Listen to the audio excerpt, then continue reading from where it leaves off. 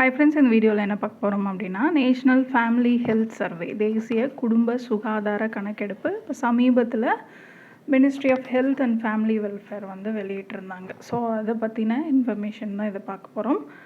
இந்தியாவுக்கான ஸ்டேட்டஸ் எப்படி இருக்குது, தமிழ்நாட்டோடது எப்படி இருக்குது அப்படிங்கிறத பார்க்கலாம். ஸோ ஃபஸ்ட்டு இதை பற்றி பார்க்குறோம் அப்படின்னா, இது வந்து 6வது எடிஷன் 2023 to 24க்கானது தான் இப்போது ரிலீஸ் பண்ணியிருக்காங்க.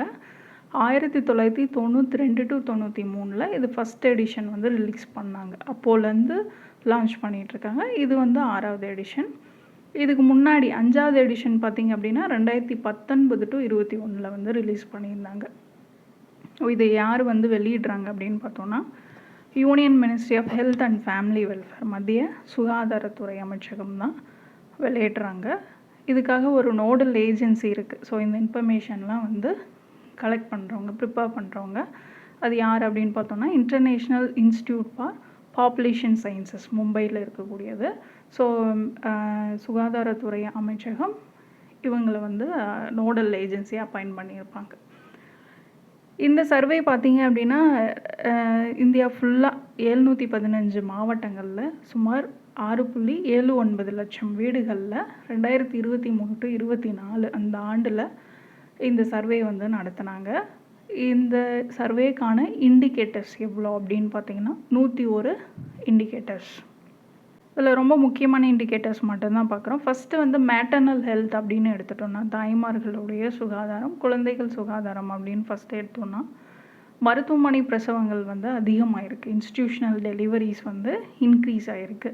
அதாவது வீடுகளில் பிரசவம் பார்க்காம முறையாக மருத்துவமனைகள்லையோ இல்லை சுகாதார நிலையங்கள்லையோ இந்த பிரசவங்கள் வந்து நடந்திருக்கு. அது போன டைம் என்எஃப்ஹெச்எஸ் 5th எடிஷன் அது 88.6லேருந்து 90.6% அதிகமாகிருக்கு இன்ஸ்டிடியூஷனல் டெலிவரிஸ். இது வந்து இந்தியாவுக்கான இண்டிகேட்டர்ஸ் ஸ்டேட்டஸ். இது தமிழ்நாட்டோடது தனியாக பார்க்கலாம்.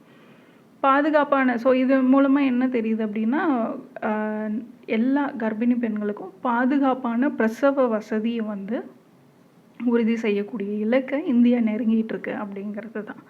ஸோ இதன் மூலமாக பிரசவ காலங்களில் தாய்மார்களோ இல்லை குழந்தைகளோட உயிர் இழப்புகளை வந்து குறைக்கிறதுக்கு இந்த இன்ஸ்டிடியூஷனல் டெலிவரிஸ் வந்து உதவும். ஸோ இதுதான் பாருங்கள், மேட்டர்னல் சைல்டு ஹெல்த்து. ஸோ ஒவ்வொரு இண்டிகேட்டர்ஸ், அதாவது டோட்டலாக கொடுத்துருப்பாங்க, அர்பன் ரூரல் எவ்வளோ அப்படின்ட்டு. அதே மாதிரி போன எடிஷனோட டோட்டல் வந்து கொடுத்துருப்பாங்க, ஒரு கம்பேரிசனுக்காக கொடுத்துருப்பாங்க.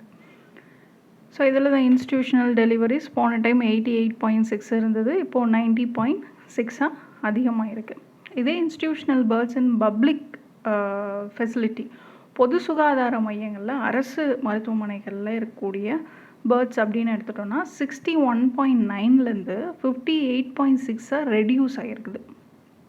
அடுத்ததாக சி செக்ஷன், சிசேரியன் அப்படின்னு எடுத்துட்டோன்னா, இப்போ குழந்தைகள் பிறக்கிறது சிசேரியன் ஆப்ரேஷன் அப்படிங்கிறது வந்து அதிகமாகிட்டே போகுது. இப்போ 5th எடிஷனோட கம்பேர் பண்ணும்போது 5th எடிஷனில் பாருங்கள் 21.5% இந்த சி செக்ஷன், 6th எடிஷனில் 27.2% அதிகமாக இருக்குது. இதே ப்ரைவேட்டில் சிசேரியன் எவ்வளோ பண்ணுறாங்க அப்படின்னா 47.4%லேருந்து 54.1% அதிகமாக இருக்குது. அரசு மருத்துவமனைகள் அப்படின்னு எடுத்துட்டோன்னா சிசேரியன் அங்கேயும் வந்து அதிகமாக இருக்குது. 14.3%லேருந்து 16.9% அதிகமாக இருக்குது.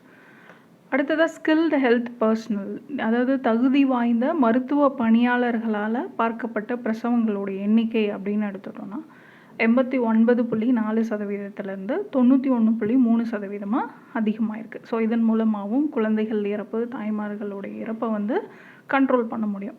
அடுத்ததாக பிரசவத்திற்கு பிந்தைய பராமரிப்பு, post natal care for new Burns அப்படின்னு எடுத்துட்டோன்னா, அதாவது குழந்தை பிறந்த 2 நாட்களுக்குள்ளே வழங்கக்கூடிய பராமரிப்பு அப்படிங்கிறது 79.1%லேருந்து 85.3% அதிகமாக இருக்குது.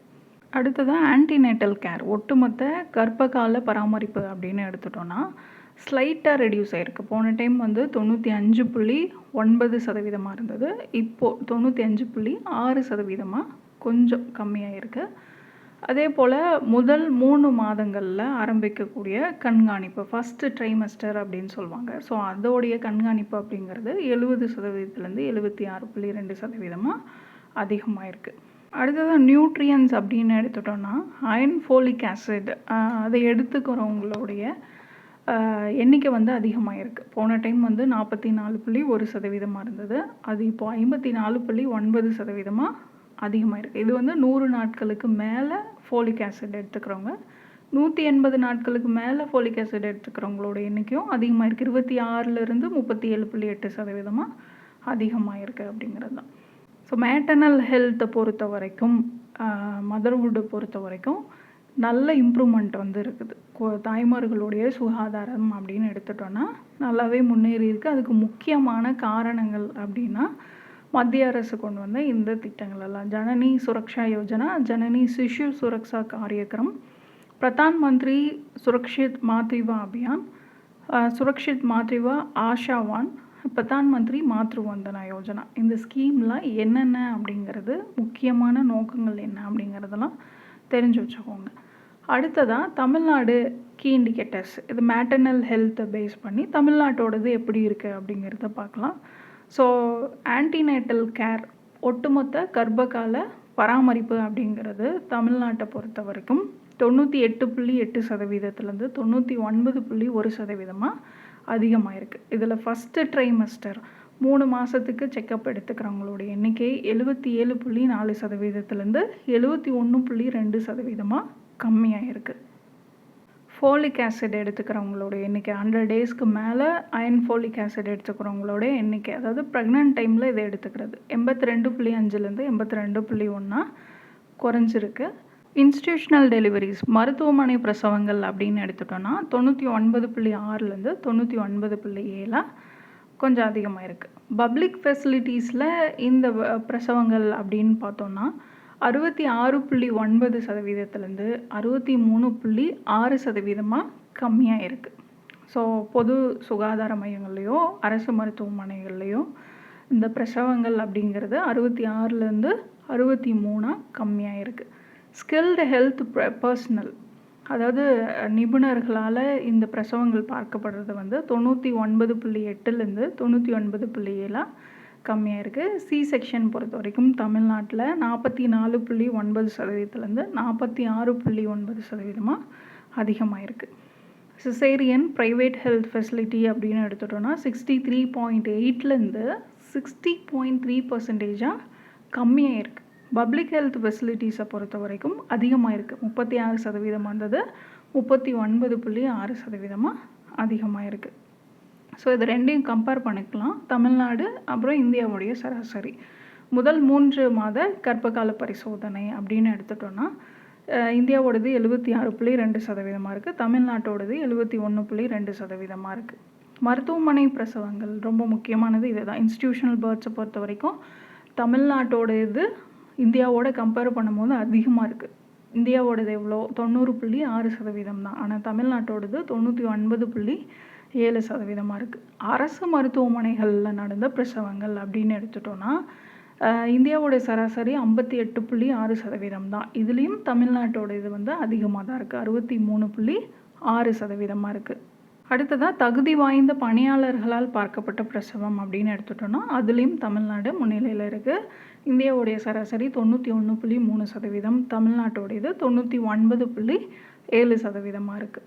சிசேரியன் அப்படின்னு எடுத்துட்டோன்னா இதில் வந்து தமிழ்நாடு அதிகமாக இருக்குது, 46.9%. இந்தியாவுடைய சராசரி 27.2% தான். சி செக்ஷன் வந்து கம்மியாகிறது தான் நல்லது. தனியார் மருத்துவமனைகளில் சிசேரியன் அப்படின்னு எடுத்துட்டோன்னா இந்தியாவுடைய சராசரி 54.1%, தமிழ்நாட்டோடையது 60.3% இருக்குது.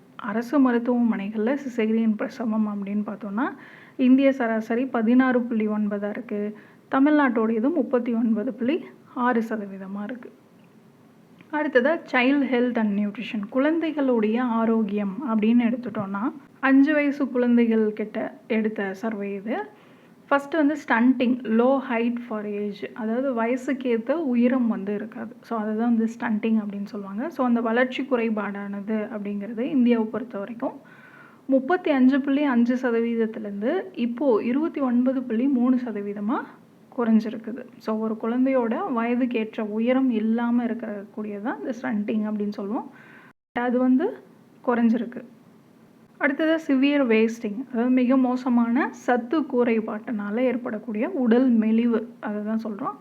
அந்த விகிதம் பார்த்தீங்க அப்படின்னா 7.7%லேருந்து 5.2% கணிசமாக குறைஞ்சிருக்குது. ஸோ இதுவும் வந்து ரொம்ப முக்கியமானது. அடுத்தது அண்டர் வெயிட் ப்ரிவாலன்ஸ், 5 வயதுக்குட்பட்ட குழந்தைகள்கிட்ட இருக்கக்கூடிய குறைந்த எடை, அண்டர் வெயிட் பாதிப்பு அப்படிங்கிறது 32.1%லேருந்து 31.8% குறைஞ்சிருக்கு. இதே போல் 5 வயதுக்குட்பட்ட குழந்தைகள் அதிக எடையோடு இருக்கிற விகிதம் பார்த்தீங்க அப்படின்னா 3.4%லேருந்து 1.3% குறைஞ்சிருக்கு. இதே வந்து தமிழ்நாட்டோடது வந்து பார்த்துக்கலாம். ஃபஸ்ட்டு வந்து ஸ்டண்டிங், அதாவது வயதுக்கேற்ற உயரமின்மை அப்படின்னு பார்த்தோன்னா 25%லேருந்து 20.7% குறைஞ்சிருக்கு. சிவியர்லி வேஸ்டட், அதாவது உடல் மெலிவு அப்படின்னு எடுத்துக்கிட்டோம்னா ஹைட்டுக்கு ஏற்ற வெயிட் இருக்க மாட்டாங்க. அதுவுமே வந்து 5.5லேருந்து 4.9% கம்மியாயிருக்கு. ஸோ இதெல்லாம் வந்து இம்ப்ரூவ்மெண்ட் இருந்தாலும் அண்டர் வெயிட் பார்த்தோம் அப்படின்னா 5 வயசுக்கு உட்பட்ட குழந்தைகள்கிட்ட இருக்கக்கூடிய எடை குறைவு பாதிப்பு அப்படிங்கிறது தமிழகத்தில் அதிகமாக இருக்குது. 22% இருந்தது, 23.2% அதிகமாக இருக்குது. ஓவர் வெயிட், உடல் பருமன் 5 வயது குழந்தைகள்கிட்ட அப்படின்னு பார்த்தோன்னா 4.3லேருந்து அது 2.2 கம்மியாக இருக்குது. ஸோ இது இந்திய சராசரி கூட கம்பேர் பண்ணிக்கலாம். ஃபஸ்ட்டு வந்து ஸ்டண்டிங் அப்படின்னு பார்த்தோன்னா வயதுக்கேற்ற உயரமின்மை வந்து இந்தியாவுடைய சராசரி 29.3 இருக்குது. தமிழ்நாட்டோடது கம்மியாக தான் இருக்குது, 20.7% தான் இருக்குது. சிவியர்லி வேஸ்டட் அப்படின்னு பார்த்தோன்னா கடுமையான மெலிவு நிலை 5.2% இருக்குது இந்திய சராசரி. தமிழ்நாட்டோடையது 4.9% இருக்குது. அடுத்ததாக அண்டர் வெயிட் 31.8% இருக்குது. இதுவும் தமிழ்நாட்டோடையது கம்மியாக தான் இருக்குது, 23.2%. இந்திய சராசரியோடு கம்பேர் பண்ணும்போது இது கம்மியாக தான் இருக்குது. ஆனாலும் போன எடிஷனோடு தமிழ்நாட்டோடையதை கம்பேர் பண்ணும்போது கொஞ்சம் அதிகமாக இருக்குது. அடுத்ததாக ஓவர் வெயிட் அப்படின்னு எடுத்துட்டோன்னா இந்திய சராசரி வந்து கம்மியாக இருக்குது, 1.3% தான். ஆனால் தமிழ்நாட்டோடையது ஓவர் வெயிட்டில் அதிகமாக இருக்குது, 2.2% இருக்குது. அடுத்ததாக குழந்தைகளுக்கான தடுப்பூசி, சைல்ட்ஹுட் இம்யூனைசேஷன் அப்படின்னு பார்த்துட்டோன்னா ஃபுல் வேக்சினேஷன் கவரேஜ் 12லேருந்து 23 மாத குழந்தைகள்கிட்ட முழுமையான தடுப்பூசி செலுத்தக்கூடிய விகிதம் அப்படின்னு பார்த்தோன்னா 83.8%லேருந்து 87.1% அதிகமாக இருக்குது இந்திய சராசரி. இதில் 95.6% பேர் பொது சுகாதார நிலையங்கள் மூலமாக இந்த தடுப்பூசிகளை வந்து போட்டிருக்காங்க. இதுவுமே வந்து ரொம்ப முக்கியமானது. அரசோடைய தடுப்பு மருந்துகளை பாதுகாக்கக்கூடிய குளிர்பதன கட்டமைப்பு, அப்புறம் யூவின் டிஜிட்டல் கண்காணிப்பு, தேசிய தடுப்பூசி திட்டம், இதெல்லாம் வந்து இந்த வெற்றிக்கான முக்கிய காரணம் அப்படின்னு சொல்லியிருக்காங்க. ஸோ ரோட்டா வைரஸ் தடுப்பூசி செலுத்தும் விகிதமும் 36.4%லேருந்து 85.4% அதிகமாக இருக்குது. சிக்னிஃபிகண்ட் சேஞ்சஸ் இருக்குது. அதே நேரத்தில் தட்டம்மை தடுப்பூசி, ஸோ மீசல்ஸ் வேக்சின் அப்படின்னு எடுத்துட்டோன்னா 2வது டோஸ் எடுக்கக்கூடிய விகிதம் வந்து 58.6%லேருந்து 71.8% அதிகமாக இருக்குது. தீவிர சுவாச பாதை தொற்று, அக்யூட் ரெஸ்பிரேட்டரி இன்ஃபெக்ஷன் அப்படின்னு பார்த்தீங்கன்னா அது 2.8%லேருந்து 1.9% கம்மியாக இருக்குது. சிவியர் டயேரியா பார்த்தோம் அப்படின்னா 0.5% குறைஞ்சிருக்கு. இதே டைமில் தமிழ்நாட்டோடையது அப்படின்னு எடுத்துட்டோன்னா ஸோ ஃபஸ்ட்டு வந்து 12 வயசுலேருந்து 23 வயசு ஃபுல்லி வேக்சினேட்டட் அப்படின்னு எடுத்துட்டோன்னா முழுமையாக தடுப்பூசி செலுத்தவர்களோட எண்ணிக்கை கம்மியாக இருக்குது. 90.4%லேருந்து 89.7% குறைஞ்சிருக்கு. இதில் 91.5% பேர் வந்து எங்கள் பொது சுகாதார நிலையங்களில் தடுப்பூசி எடுத்தவங்க. அது வந்து 89.8%லேருந்து 91.5% அதிகமாக இருக்குது. இது ரெண்டையும் கம்பேர் பண்ணலாம். ஸோ இந்தியாவோட முழு தடுப்பூசி பெற்ற குழந்தைகள் அப்படின்னு எடுத்துட்டோன்னா 82.6% இந்திய சராசரி. ஆனால் தமிழ்நாட்டோட இது 90% இருக்குது, இதுவும் அதிகம். அரசு மருத்துவமனைகளில் தடுப்பூசி பெற்றவர்கள் அப்படின்னு எடுத்துட்டோன்னா அதில் வந்து இந்திய சராசரி தான் அதிகம், 95.6%. தமிழ்நாட்டோட இது 91.5%. ரோட்டா வைரஸ் தடுப்பூசி அப்படின்னு எடுத்துட்டோன்னா இந்திய சராசரி 85.4, தமிழ்நாட்டோடையது 87.4% இருக்குது. அடுத்ததான் பிரெஸ்ட் ஃபீடிங் ப்ராக்டிசஸ், ஸோ தாய்ப்பால் ஊட்டக்கூடிய முறைகள் அப்படின்னு எடுத்துட்டோன்னா இந்தியாவில் 6 மாதத்துக்கு உட்பட்ட குழந்தைகளில் 95.6% பேர் வந்து பிரத்யேகமாக தாய்ப்பால் பெறுறாங்க. ஆரம்ப கால தாய்ப்பால் ஊட்டும் முறை அப்படின்னு எடுத்துட்டோம், அதாவது குழந்தை பிறந்து முதல் 1 மணி நேரத்துக்குள்ளே இந்த தாய்ப்பால் கொடுக்கக்கூடிய வழக்கம் 3 வயசுக்கு உட்பட்ட குழந்தைகள் கிட்டத்தட்ட 10% அதிகமாக இருக்குது. அதாவது 41.8%லேருந்து 50.1% அதிகமாக இருக்குது. ஸோ சைல்ட்ஹுட் அப்படின்னு எடுத்துட்டோன்னா அதுலேயுமே வந்து இம்ப்ரூவ்மெண்ட் இருக்குது. ஸோ இதுக்கெல்லாம் முக்கியமான காரணம் அப்படின்னு பார்த்தோன்னா Poshan Abhiyan, Saksham anganwadi, Poshan 2.1, integrated child development services ICDS. So இந்த மாதிரியான திட்டங்களால் தான் இது வந்து சாத்தியமாச்சு அப்படின்னு சொல்லி குறிப்பிட்டிருக்காங்க. அடுத்ததாக மக்கள் தொகையியல் போக்குகள், டெமோகிராஃபிக் ட்ரெண்ட்ஸ் அப்படின்னு பார்த்தோன்னா ஃபஸ்ட்டு வந்து மொத்த கருவுறுதல் விகிதம், டோட்டல் ஃபெர்டிலிட்டி ரேட் பார்த்திங்க அப்படின்னா இந்தியாவோடைய விகிதம் வந்து 2 அப்படின்ற அளவில் இருக்குது. ஸோ சர்வதேச மாற்றுநிலை மக்கள் தொகை வரம்பு, ரீப்ளேஸ்மெண்ட் லெவல் த்ரெஷ்ஹோல்டு பார்த்தோம் அப்படின்னா 2.1 தான். ஸோ அதை விட குறைவாக தான் இந்தியாவோடது வந்து இருக்குது. ஸோ நாட்டோடைய மக்கள் தொகை வந்து நிலையாக இருக்குது அப்படின்றத கொடுத்துருக்காங்க. ஸோ பாப்புலேஷன் ஸ்டெபிலைசேஷன் அப்படின்றத சொல்லியிருக்காங்க. இந்த சர்வதேச மாற்றுநிலை மக்கள் தொகை வரம்பு அப்படிங்கிறது இருக்கு இல்லையா, ஒரு தம்பதிக்கு சராசரியாக 2 குழந்தைகள் வந்து இருக்கணும் அப்படிங்கிறது தான் அந்த 2.1 அப்படின்னு வச்சுருப்பாங்க. அந்த 0.1 அப்படிங்கிறது ஒரு சில குழந்தைகள் பெரியவங்க ஆகிறதுக்கு முன்னாடியே இறந்து விடுறாங்க இல்லையா, ஸோ அதை வந்து சமன் செய்யணும் அப்படின்னு சொல்லி இந்த 2.1 அப்படின்னு வச்சுருப்பாங்க. இந்தியாவோடது வந்து 2 வந்து மெயின்டைன் ஆகுது. அடுத்ததாக கான்ட்ராசெப்டிவ் ப்ரிவாலன்ஸ் ரேட், கருத்தடை பரவல் விகிதம் அப்படின்னு எடுத்துட்டோன்னா 66.7%லேருந்து 69.1% வந்து அதிகமாயிருக்கு. ஸோ இதை எதை காட்டுது அப்படின்னா ஃபேமிலி பிளானிங் சர்வீசஸ் வந்து அதிகமாயிருக்கு, குடும்ப கட்டுப்பாடு சேவைகளுக்கான அணுகல் வந்து மேம்பட்டிருக்கு அப்படிங்கிறத வந்து சொல்கிறாங்க. இதே டைமில் தமிழ்நாட்டோடைய டோட்டல் ஃபெர்டிலிட்டி ரேட், மொத்த கருவுறுதல் விகிதம் அப்படின்னு எடுத்துட்டோன்னா கம்மியாக இருக்குது. ஸோ 1.8%லேருந்து 1.7% இருக்குது. அடுத்ததாக கான்ட்ராசெப்டிவ் ப்ரிவாலன்ஸ் ரேட்டு, கருத்தடை பரவல் விகிதம் தமிழ்நாட்டோடது அப்படின்னு எடுத்துட்டோன்னா 68.6லேருந்து 68.5% இருக்குது. அடுத்ததாக பெண்கள் மேம்பாடு நிதி உள்ளடக்கம், உமன்ஸ் எம்பவர்மெண்ட் ஃபைனான்ஷியல் இன்க்ளூஷன் அப்படின்னு பார்த்தோன்னா ஃபஸ்ட்டு வந்து டிஜிட்டல் இன்க்ளூஷன் சர்ச், டிஜிட்டல் உள்ளடக்கம், இணையதளத்தை பயன்படுத்தக்கூடிய பெண்களுடைய விகிதம் கிட்டத்தட்ட 2 மடங்காக வந்து அதிகமாக இருக்குது. 33.3%லேருந்து 64.3% அதிகமாக இருக்குது. இதே டைமில் சொந்தமாக மொபைல் ஃபோன் வச்சுருக்கிறவங்க, சொந்தமாக பயன்படுத்தக்கூடிய பெண்களுடைய எண்ணிக்கை 53.9%லேருந்து 63.6% அதிகமாக இருக்குது. அடுத்ததாக ஃபைனான்ஷியல் எம்பவர்மெண்ட், நிதி அதிகாரம் அப்படின்னு எடுத்துட்டோன்னா பொருளாதார சுதந்திரம், பெண்களுடைய பொருளாதார சுதந்திரம் வந்து அதிகமாக இருக்குது. அவங்களே வந்து சொந்த வங்கி கணக்குகளையோ சேமிப்பு கணக்குலையோ பராமரிக்கிறாங்க. ஸோ அந்த மாதிரி இருக்கக்கூடிய பெண்களின் விகிதம் அப்படின்னு எடுத்துட்டோன்னா 78.6%லேருந்து 89% வந்து அதிகமாக இருக்குது. அடுத்ததாக மென்ஸ்ட்ருவல் ஹைஜீன் மேனேஜ்மெண்ட், மாதவிடாய் சுகாதாரம் அப்படின்னு எடுத்துட்டோன்னா இளம் பெண்கள்கிட்ட, அதாவது 15 வயசுலேருந்து 24 வயசுக்கு உட்பட்ட பெண்கள்கிட்ட சுகாதாரமான மாதவிடாய் பாதுகாப்பு முறைகள் வந்து பின்பற்றப்படுவது 77.6லேருந்து 79.2% அதிகமாக இருக்குது. ஸோ இதுக்கு ரொம்ப முக்கியமான காரணமாக என்ன சொல்கிறாங்க அப்படின்னா 2 ஸ்கீம் சொல்கிறாங்க. ஒன்று வந்து ராஷ்ட்ரிய கிஷோர் ஸ்வஸ்தியா காரியக்ரம், அந்த திட்டத்தின் கீழே செயல்படுத்தக்கூடிய மாதவிடாய் சுகாதார திட்டம், மென்ஸ்ட்ருவல் ஹைஜீன் ஸ்கீம் ஒன்று.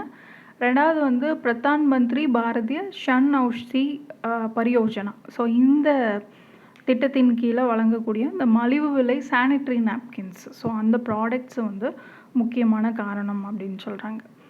அடுத்ததாக ஹெல்த் ப்ரொடெக்ஷன் அப்படின்னு எடுத்துட்டோன்னா இந்தியாவில் இருக்கக்கூடிய குடும்பங்களுக்கான மருத்துவ காப்பீடு, அப்புறம் நிதி அபாய பாதுகாப்பு coverage, financial risk protection coverage அப்படின்னு எடுத்துட்டோம்னா 41%லேருந்து 60% அதிகமாக இருக்குது. இதுக்கு முக்கியமான காரணம் அப்படின்னா மத்திய அரசோடைய ஆயுஷ்மான் பாரத் பிரதான் மந்திரி ஜன் ஆரோக்கிய யோஜனா திட்டம் வந்து முக்கியமான காரணமாக இருந்திருக்கு. இதே டைமில் தமிழ்நாட்டோடைய உமன்ஸ் எம்பவர்மெண்ட் அப்படின்னு எடுத்துட்டிங்கன்னா மொபைல் ஃபோன் யூஸ் பண்ணுறவங்களுடைய பர்சன்டேஜ் அப்படின்னு பார்த்தோன்னா 74.6%லேருந்து 76.8% அதிகமாக இருக்குது.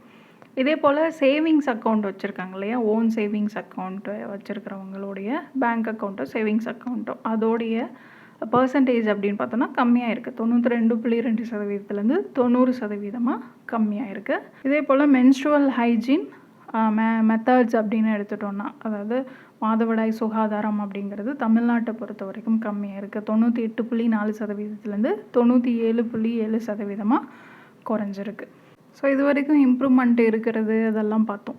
இந்த சர்வே சொல்லக்கூடிய எமர்ஜிங் கன்சர்ன்ஸ், நமக்கு புதுசாக வரக்கூடிய சவால்கள் இல்லை பிரச்சனைகள் அப்படின்னு பார்த்தோன்னா, ஃபஸ்ட்டு வந்து ஒபேசிட்டி, ஓவர் வெயிட். பெரியவங்கள்கிட்ட உடல் பருமன் வந்து அதிகமாக இருக்குது. 15லேருந்து 45 வயசுக்குட்பட்ட பெரியவங்கள்கிட்ட உடல் பருமன் அதிக எடை விகிதம் வந்து அதிகமாக இருக்குது. பெண்கள் அப்படின்னு எடுத்துட்டோன்னா உடல் பருமன் பாதிப்பு 24%லேருந்து 30.7% அதிகமாக இருக்குது. குறிப்பாக நகர்ப்புற பெண்கள், அர்பன் உமன் அப்படின்னு எடுத்துட்டோன்னா 42.8% அப்படின்ற அபாயகரமான அளவில் இருக்குது. இதே போல் ஆண்கள் அப்படின்னு எடுத்துட்டோன்னா உடல் பருமன் விகிதம் வந்து 22.9%லேருந்து 27.3% அதிகமாக இருக்குது.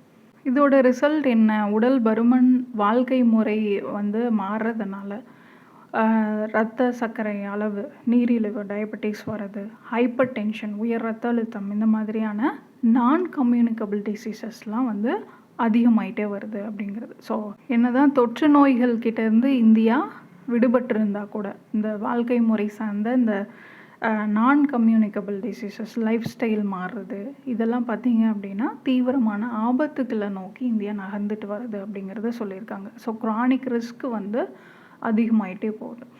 அடுத்ததாக தமிழ்நாட்டை பொறுத்த வரைக்கும் உடல் பருமன் அப்படின்னு பார்த்தோன்னா பெண்கள்கிட்ட 40.5%லேருந்து 44.2% அதிகமாக இருக்குது. ஆண்கள் கிட்ட 37.1%லேருந்து 38.8% அதிகமாக இருக்குது. அடுத்ததாக டயபெட்டிஸ் அப்படின்னு பார்த்தோன்னா டயபெட்டிஸ்க்கு மருந்துகள் உட்கொள்கிறவங்களோட எண்ணிக்கையை பார்க்கலாம். ஸோ முதல்ல வந்து பெண்கள் நீரிழிவு நோய்க்கு மருந்து எடுத்துக்கிறவங்களோட எண்ணிக்கை வந்து அதிகமாக இருக்குது. 20.7%லேருந்து 25.2%. ஆண்கள் கிட்ட அந்த விகிதம் வந்து 22.1%லேருந்து 26.7% அதிகமாக இருக்குது. அடுத்ததான் ஹைப்பர் டென்ஷன், உயர் ரத்த அழுத்தம் இருக்கக்கூடிய மருந்து உட்கொள்ளக்கூடிய பெண்களுடைய விகிதம் அப்படிங்கிறது 24.8லேருந்து 24.2. ஆண்கள் விகிதம் வந்து 30.2லேருந்து 28.2 கம்மியாக இருக்குது. ஸோ டயபெட்டிஸ் அதிகமாக இருக்குது. ஹைப்பர் டென்ஷன் வந்து ஸ்லைட்டாக ரெடியூஸ் ஆகிருக்கு.